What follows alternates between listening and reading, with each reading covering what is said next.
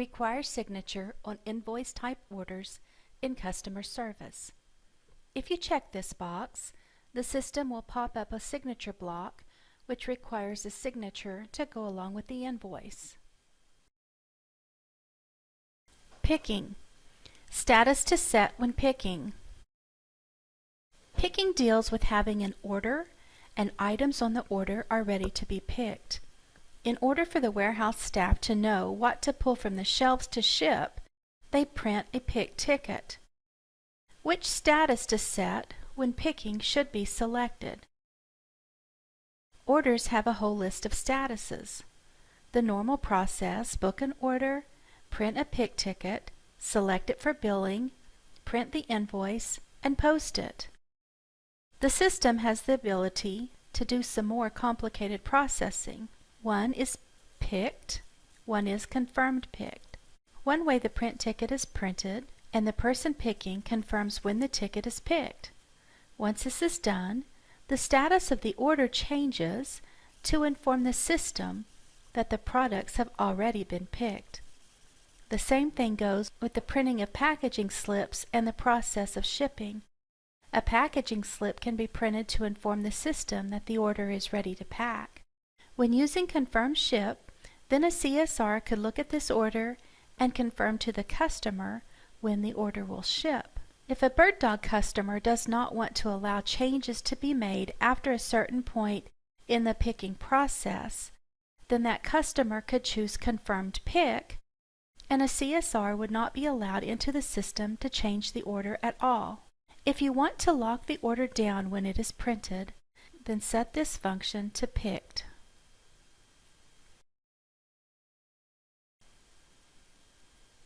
Price calculation.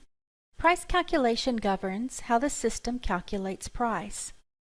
The three types of price codes are discount price, a price code, and a markup price code. A discount comes from list price. A price is whatever price is chosen to use. And a markup is the price marked up from cost. The issue is every item in the system has three costs. The average cost is the average purchase price of the quantity on hand. Average cost is really good for basically smoothing out fluctuations in the price that is moving around. The last cost is the last cost paid for the products. Suppose you have 10,000 widgets on hand at $10 and one on hand at $15. The last cost is probably more accurate. Some customers will actually set their price code for markups to go from last cost so that it reflects the most current cost. Last cost does not reflect what was paid for it. It reflects the most current cost. Standard cost is a more complicated way of costing items and requires a cost accountant on hand to use it. Typically, only manufacturers use standard cost. Price code use. If this is set to priority, the system starts at the first price code listed under active price code types, and it looks for a price code. When it finds one, it uses it. For example, since customer number item number is the first listed in the box below, the system looks for customer number item number price code. If it finds this price code, it uses it. If it doesn't find it, then it will look for customer number and product category price code. If the system does not find a price code, it uses the list cost off of the item location. If the system is set to best,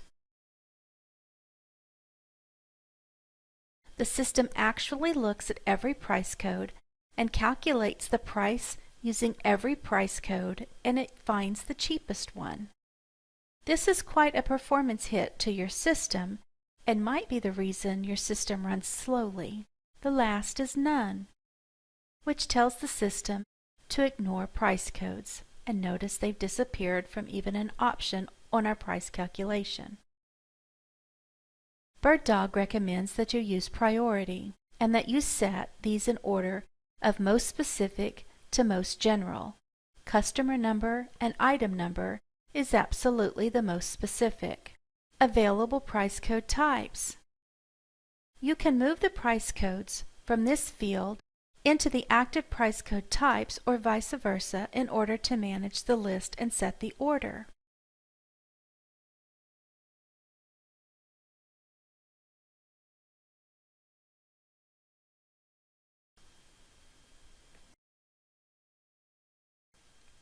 Warnings.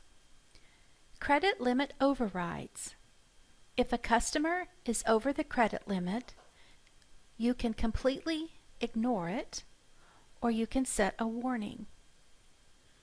If you aren't using credit limits or you never set them, the warning doesn't make any sense since every customer has zero credit limit. If you don't want the warning to appear, then set the credit limit overrides to neither. Price less than. Price less than cost. If the price is less than cost, you have the option to do neither to prevent or to warn. Price overrides. If someone messes with the price, then you can set the system to neither prevent or warn. Inactive item entry.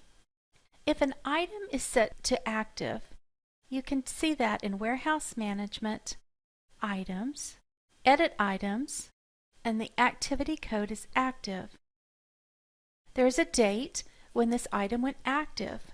If that date is in the future, then this item is inactive. Also, the item could be obsolete, and a date is set when that item went obsolete. If that date is in the future, the item is active. If that date is today or is in the past, the item is obsolete. When placing an order and an inactive item is placed, the system will warn. The system has the option of warning, to prevent inactive, to warn inactive, prevent non-inventory, or to prevent inactive, prevent non-inventory. Non-inventory items allow you to type in a part number that does not exist in the system. Then, the warning can be set to prevent non-inventory.